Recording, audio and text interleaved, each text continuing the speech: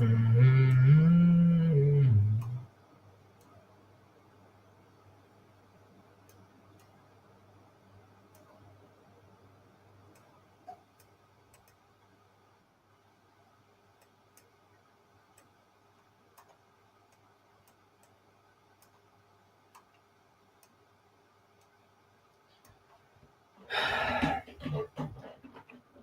just waiting for Ben. Unfortunately, yesterday did not work. Also, yesterday we were going to start our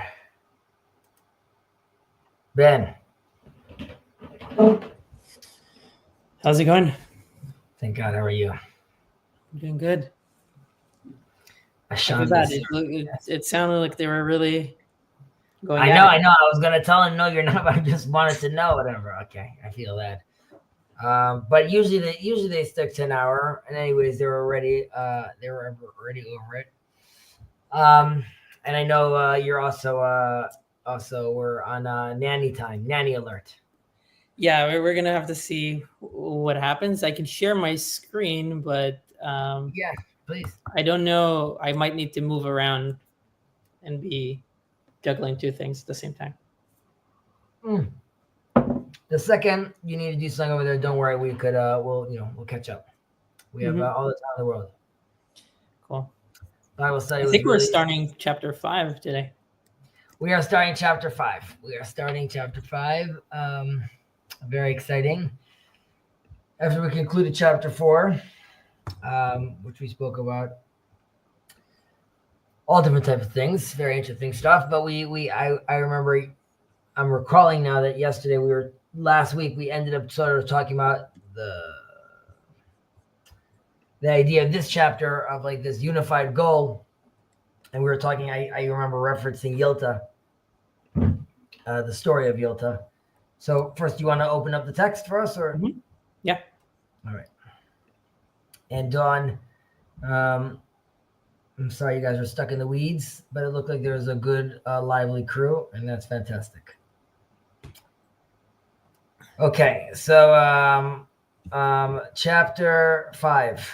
So there's a lot going on. So first, I just wanted to just go back and talk about this purpose of sort of, because what we were ending on last week about this, what I'm aiming my life for, what I'm diverting all these goals for, right? So and we saw how Rambam really stresses this idea of the, this unified goal, right? And I mentioned last week how there was sort of like 3 goals. There's like no goals, right, which could lead you to like this like nihilism and like a meaningful life, not a meaningful life, a meaningless life, and we have multiple goals, right?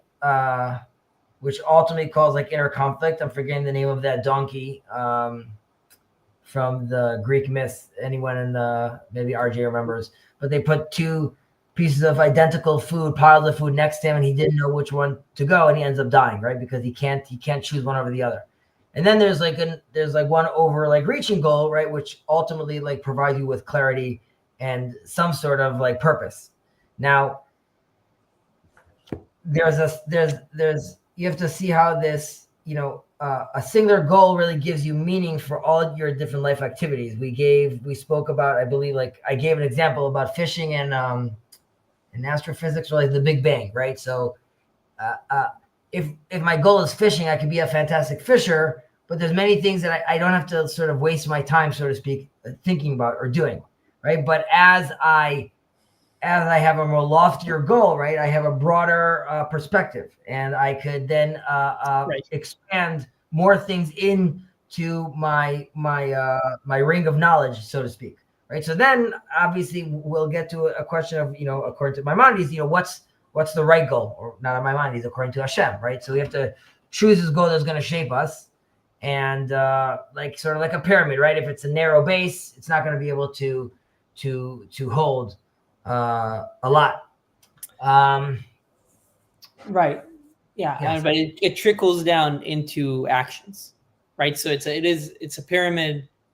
What do you mean it trickles down into actions? Well, your goal trickles down into action, right?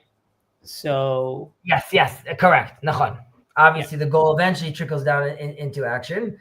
There's I'm sure you know in Tfilat Arvit, in the evening prayer on Motzei Shabbat, on Saturday night, we say Atachon and Tanu, right? That you're giving us this wisdom, you're gifting us with this wisdom, and we say that we're going to be medubakim be'yiratecha, stuck, glued, attached to your reverence, right? And this is Rabbi Kook has given, again, not the Rambam, but he's given an explanation that this reverence of God, right, this Yirat Hashem, unifies our day, right? It gives our life meaning. That's why it says like medubakim, because it takes all these different goals and ultimately puts them together. 1 second, my computer is reminding me I need to do something. Remind me later. Okay. Right. Okay. And then I'm remembering now why I mentioned the Yilta. Do you remember the story of Yilta or? No, can you remind me? Yes, the Yilta is the wife of Rav Nachman, and she wants to experience like everything, right? And this is really the idea was of this Gemara is to show that everything could ultimately be experienced, and the idea is to do so in a holy way, in like an oriented way. So she goes to her she's Rav Nachman's wife, and she talked about these experiences of like how you're not allowed to have blood, but you're allowed to have liver. And it's like a similar taste. Right. And you can't marry Eshet Ish, right? Or there's Gilui Arayot, right? Incest, but you are allowed to marry your brother's wife if he passes away, right? The Hilchot Yibum. And there's another one, I think, selling with like the fatty stuff, like selling with the chelev that you can't have, but I think you could eat the tail, which also has like a similar taste. And ultimately she asks her husband in this story of the Gemara, she wants meat and milk, right? So her husband, he cooks for her or grills for her, barbecues for her and udder, right? And then she's having meat and milk. And ultimately she's really showing, or the Torah is showing us really, that with a proper balance, right, you could fully experience everything about life, right? So that's ultimately like where the Rambam always goes back to. Mm-hmm. We could start now. I just see RJ. Did either of you see Jacob's talk with Rabbi Burton? Yes, I thought it was a great talk. It's good to hear. It's also good for the channel and good for Jacob to hear ideas that we talk about over here, but coming from an authority.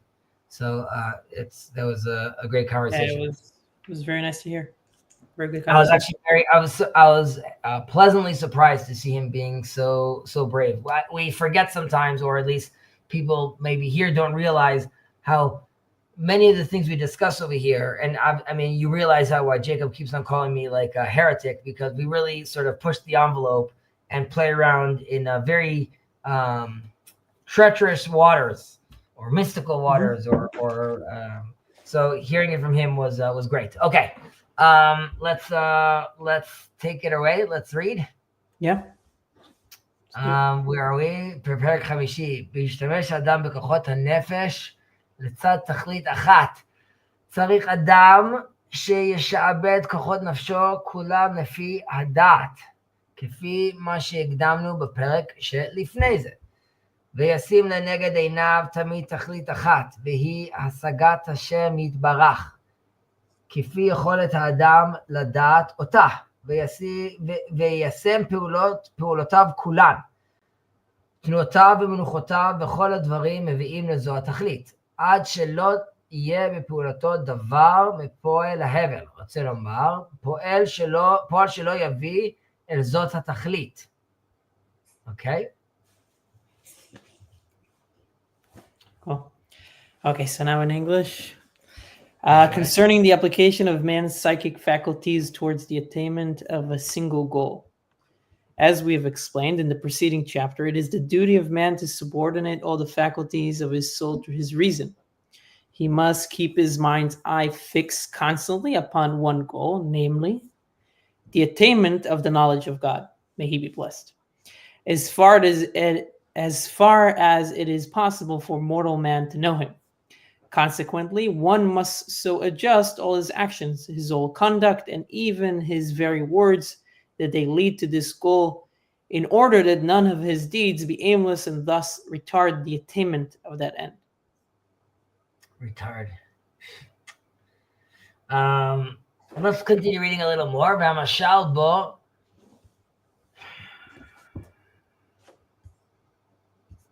המשל בו שישים הכוונה באכילתו ובשתייתו ומשגלו ושינו וקייצו ותנועתו ומנוחתו בבריאות גופו לבד. הכוונה בבריאות גופו שתמצא נפש כלים בריאים ושלמים לקנות החוכמות וקנות מעלות המידות ומעלות השכליות עד שיגיע לתכלית ההיא. ואז שלא תהיה... Okay, I guess let's stop there.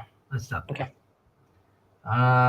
So is only the design of eating, drinking, cohabiting, sleeping, walking, moving about, and resting should be the preservation of bodily health, while in turn the reason for the latter is that the soul and its agencies may be sound and in perfect condition, so that he may readily acquire wisdom and gain moral and intellectual virtues, all to the end that man may reach the highest goal of his endeavors. Yes. Okay. Yeah. Okay. So Rambam and his never-ending quest for the knowledge of God or the apprehension of God. So that's, as we said many times, that's the ultimate goal, right? Which is unlike other people. I'm sure you've heard this before, Ben. Mm-hmm. About avodat Hashem. Yeah. Right. Which is usually emphasizing the actions. Right, we really see with the Rambam over here, Maimonides is prioritizing the knowledge of God, right? The Hasagat Hashem is the highest form of service, ultimately. And the mitzvot, of course, are essential, but they serve as a means to refine a person's intellect, ultimately, and his character, preparing him for deeper understanding, right? That's what it is at the end of the day.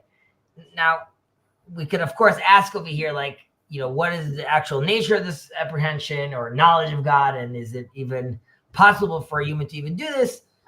Well, we have to take a step back, even though we jump into this, and we will jump into this more now and then. The 8 chapters aren't his metaphysical book, right? That's really the Guide to the Perplexed, where he gets deeper into these, he breaks down his theological framework on these discussions, right? Ultimately, this is a Sefer Musar. What's a Musar? Like ethical philosophy, right? So he's not gonna fully answer these questions here for us, ultimately. But this Hasagat Hashem Yitbarach, right? Understanding him, he says it over here, Kefi Yocholet Ha'adam, right? This is according to how man could ultimately, his own capacity, right? So while we could say, how can this be demanded from, let's say, like, how would a person even do this, right? Like, we're all different individuals. Some see more than others, some understand more than others. So the Rambam also says, ultimately, this has to do with who you are and what your capabilities are, right? Everyone has their own sort of potential. Right. He kind of talks about it at the beginning, right? We mentioned about there are faculties like the imagination, I think he talks about, right? When we yes, exactly. So kind of limited the free will. Mm-hmm. Right. And according to him, which is very sad, according to the Rambam, and this is also the argument he has with the Kabbalists, also like what's tethered and what's not. Like, yes, you have this divine nefesh, right? And you have these faculties, but it's your job to sharpen them constantly. But even then, if you, for example, are lacking the imaginal talent, right? It could be that you're just never going to have prophecy, and it's not that you didn't work hard enough. It's just like, at the end of the day, everyone has their own limitations, right? But within those limitations, still people should be working as hard as they can to gain the knowledge of God, right? So and by saying that it's Kefi Yocholet Ha'adam, we are realizing that there's no fully comprehension of God that's actually possible for humans, right? We can't actually do that, and it's sort of like a goal you would give someone climbing Everest. I don't know what it's called, K1, K2. So there's the goal, right? Which is, I take a step back. If I give you no goal, right, it's very hard to get out of bed because what's the point, right? Right. Now I give you the goal, which is climbing Mount Everest, and you could be like, even if I don't reach it all the way to the top, on the way up, there's all these like little base camps. So there's all these like miniature summits that you could still ultimately reach along the way, right? And this is in your pursuit to understanding Hashem, understanding God, trying to gain this knowledge, right? You're never necessarily going to reach this ultimate absolute summit of goal, but along the way, you're grasping little fragments of the summit, so to speak, right? Parts of the mountain that you could still reach, and you could still, and from those different vantage points, you could still look at things from a different perspective, even though it doesn't mean you're getting to the top. You with me? I'm with you. Yeah. You're not liking this analogy? You're welcome to bring in a different analogy. No, I like it, but I'm sorry. Yeah, I'm not fully focused. not Oh, you're rocking the baby right now. Yeah, I'm watching the baby. So tell me, do you wanna pause? We'll continue next week. I mean, whatever works. I mean, I'm happy to go through it. I mean, I'm not going to be fully in it, but I just okay. So listen, if you feel like you're not fully with it, we could get into it. Just looking at these comments for a second. Did you see the Bible study found weed on Solomon's tube? I did. I said that it's Solomon's tube. I said they found 2 altars in Danger in outside Jerusalem that had cannabis residue on it. And yes, in the acacia tree, I'll say shitim, there is some sort of hallucinogenic inside, I believe. So, but less relevant to our conversation right now. But thank you for engaging. Okay, so Ben, FYI, right? So the Rambam's also introducing to us another question over here, right? Which is, it's sort of, how am I applying these goals, right? You told me there's the mountain and I'm going to try my best to reach it. But then again, like, how can there be one goal with different people, different capacities? How are we really creating like a unity over here when there are completely different people over here that we're dealing with? And again, like, aside from the milestones that we're talking about, we have to also realize that God is the source of everything, and God is really offering everyone a unique path. And it's not that one is necessarily higher than the other one. Rather, one gets to experience his own path with God. And if you think about, like, in a totalitarian regime, right, when like they want everyone sort of to be the same, if you really think about it, if I'm just like you, there's no need for me. But rather, if there's a difference, there's a reason that there's a difference. That's because I can manifest, I can explain something a little differently. I can see something a little differently, right? And Hashem ultimately connects with each individual, and that is allowing them to really make their own distinct way towards us.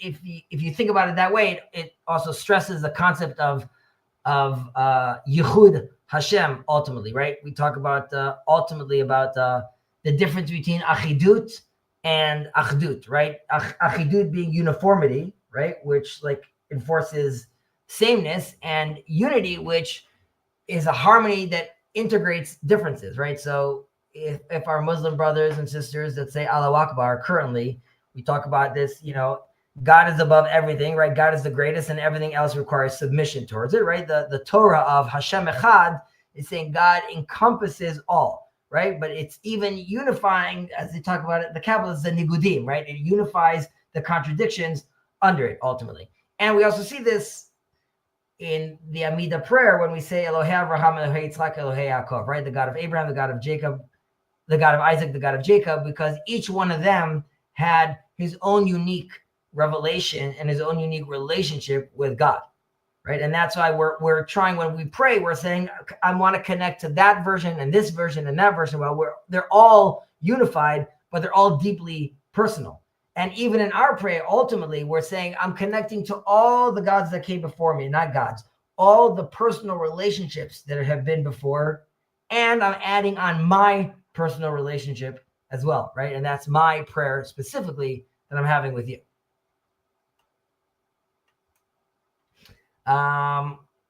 Let's continue. You might need to stop, actually. You got it, dude. So yeah. We stopped. But I mean, to your last point, I was actually listening to it. It was it reminded me of your. I don't think it was a few weeks ago. You had a conversation about not a conversation, discussion about the Moses in the hands. Of Hur and Aaron, one symbolized. Yeshua. Sorry. Is it Yeshua or is it Aaron? I don't know. when they're fighting the Amalekites, and I said that his hands are yadav emunah, right, and they won't set ad bo hashamesh, and we said how Hur that ultimately sacrifices himself, right, because he won't build, according to the midrash, he won't build the calf. They come to Hur to build the calf because his relation to whatever, that doesn't matter. They come to him to build the calf, and he says no, and he kills himself. And that's supposed to be likened to Islam, right? The ones that are like complete monotheists, they're not going to accept anything else. And then there's Aaron on the other side, which is Ohev Shalom v'Rodef Shalom, right? He's a lover and a pursuer of peace, all the way till he even agreed to build an idol for the Israelites, right? He tried to meet them where they are, and we could talk about that being potentially Christianity, which is their love of grace ultimately leads to this, this, according to us, this perversion, right? Which we'll see as idolatry. And in the middle is Moshe, right? His hand up to the sky. But how is that connected? Talk to me.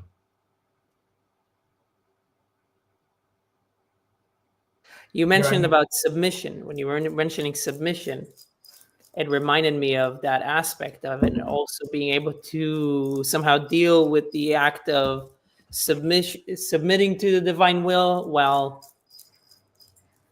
fostering a person's will, right? It's not complete submission, or at least the way you get into it is not complete submission, right? You have to use by us. You're saying right now, yeah, correct. You are the master of the universe. That's correct. But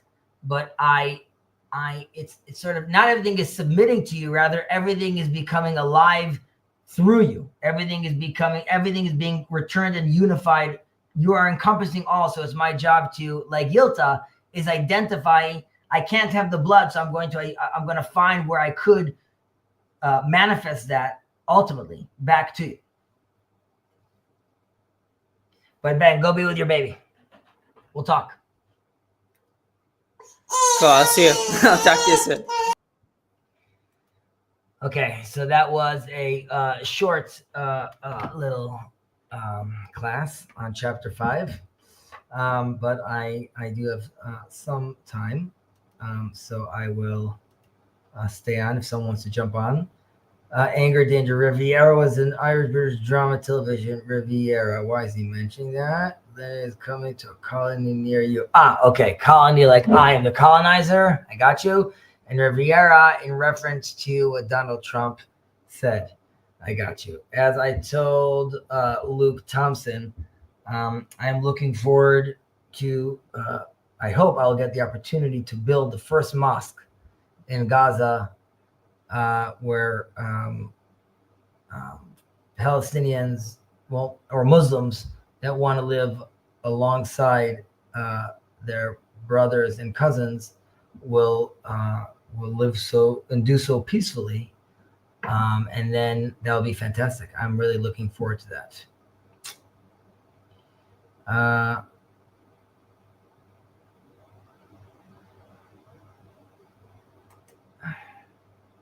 see. You could join. You could talk, right? Not in codes or in little hints or jokes. You could just say what's on your mind, and I could address it the best I can. If Ben can't go on, maybe it'd be a good chance to review the general theme of the first chapter, stressing how Rambam in the guide, stressing how Rambam is guiding the reader to see differently. Do a review of all the chapters.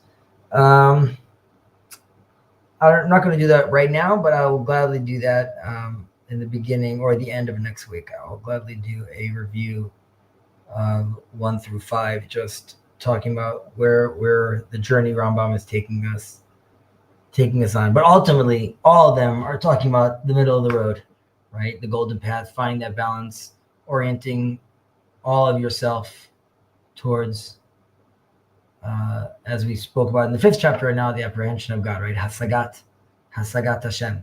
If you combine all the works together, Maimonides' earlier works and later works, which is what I try to do a little here with Ben, I try to tease out and say that his comprehensive works many times can be can be read alongside more contemporary works or even some of the Kabbalists' work. Rabbi Burton actually was referencing this when Jacob asked him about Kabbalah and Maimonides, or mysticism of Maimonides. And he said, as you read deeper into it, you eventually get to the point and you realize that yes, they're talking about the same thing ultimately, and you need to use different.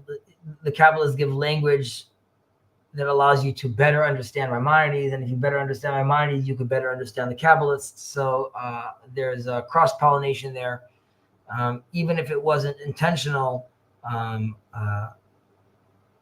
If we believe both of them are focusing towards God, then and our lishma, then ultimately their paths will eventually converge. We have to just feel confident to talk about these things today. So I'm happy that he, as a rabbi, is confident to do so. God bless the Moorish Empire of Al-Andalus for the Zohar. Anger, danger. Isn't that danger, stranger? Or stranger, danger?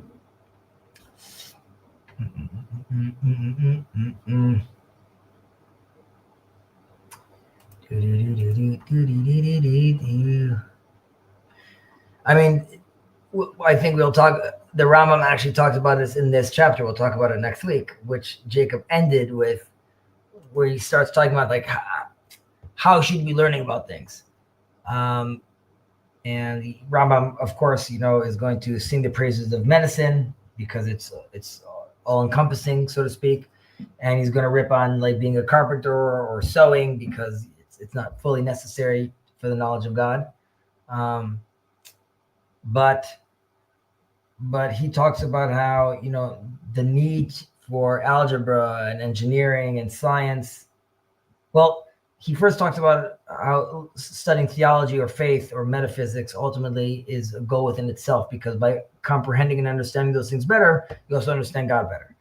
In contrast with carpentry or algebra or all these other things, well, not carpentry, in algebra and in math and sciences, they're a means to an end, right? They're there to sharpen your logic or better comprehend things. And the idea is once you study those things, right, you can't jump first into the nistar, into the deep waters of the metaphysics. You first have to study all this foundational studies and elements, right? The stem, and then you have to make your way back up. Algebra, Islam, geometry, Zoroastrian. Okay, correct. That is true. Thank you, anger, danger, and that should be sort of how it works, right? There's the famous analogy he gives in the Guide to the Perplexed. Again, we're going to be mentioning this again tomorrow, so next week, so whoever hears this, but he gives this example of the palace, right? And there's the king, and there are people, right, the farmers, so to speak, who don't even know where the king's house is. And then there are people that get close, and the people that are walking out the outer gardens. There's people that are in the inner gardens. There's people that are inside the castle, inside the vestibule, by the west wing, so to speak. And then very few are actually with the king, right? So the more you learn, the closer you can get into those chambers. What Rabbi Burton was talking about at the end, which is something that I sort of argue with Jacob a lot, which I understand why. I have no authority, and I understand when I say certain things for Jacob, it is quote unquote fair game for him to challenge, and as he should. But we are living today in a generation where as maybe as individuals, we are lesser than the greats that came before us. However, as a collective, we demand more. We want to understand more, right? If this was 400 years ago and you told someone to put on phylacteries, and because you told them God said so, and because it's going to be better for your life and your devotion and closeness to God, someone's going to do it without arguing. Today, we want to know how it affects global warming, right? How is it for the greater good?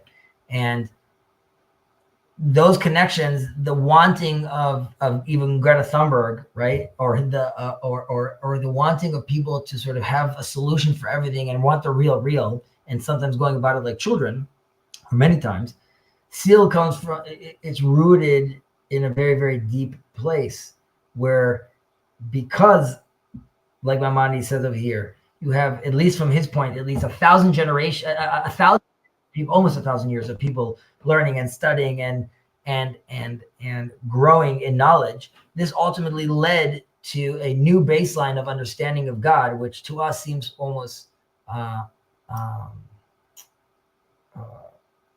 it's what's the word I'm looking for in English? Shoot. It is in Hebrew, it's muvan me'elav. It's so clear, it's rudimentary, and we're not even focusing on it, but really it's that is considered very profound for someone 1,000 years ago. And now we demand more. We demand the secrets. We demand a deeper Torah. And that's why even right now we're having this discussion. And while RJ, for example, I'm sure has not studied the ins and outs of Isur veHeter and Halacha and Torah. Nevertheless, I don't think we should adhere to Maimonides' doctrine anymore and say, no, RJ, if you want to talk about what we're talking about now, you first have to go back and study all these things. Rather, we have to, and this is also to the nation of Israel, and we have to be able to speak in a deeper Torah that people are actually yearning for, one that could explain why putting on phylacteries actually does connect to, world hunger and how it could solve many things. But you're only going to get that in deep Torah, mystical, Kabbalistic Torah, or the Guide for the Perplexed. And in a certain sense, all perplexed today, right? The Guide to the Perplexed was for that one specific individual. Today, we're a generation of perplexed people. We want more. And that's because we're hungry and we know that there's more to know. Just trying to assess underlying structure how sort of uses from current water perspective for those not familiar with his or Jewish style.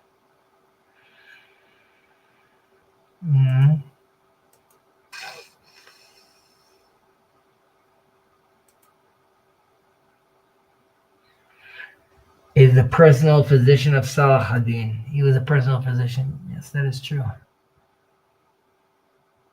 The front door arch of Notre Dame was based on the mosque of Cordoba in Andalus. I got Moorish science.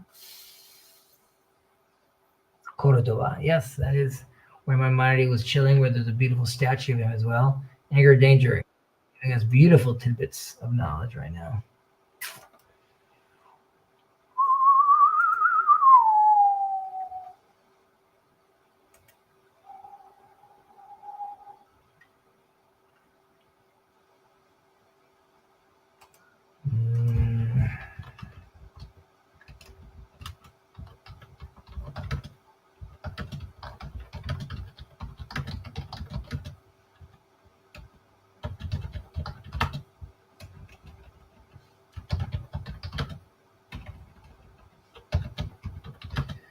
Okay, if no one wants to jump on, which is totally okay, I am going to continue with my day.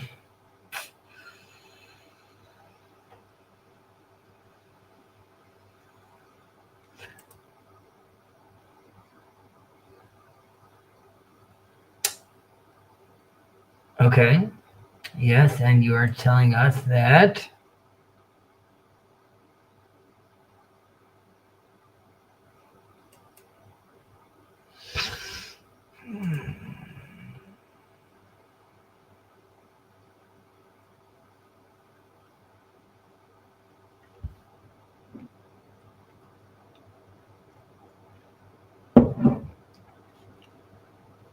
so last night we were supposed to start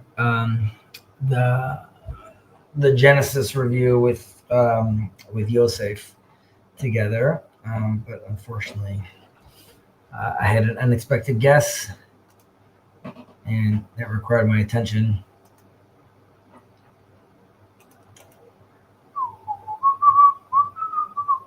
Okay.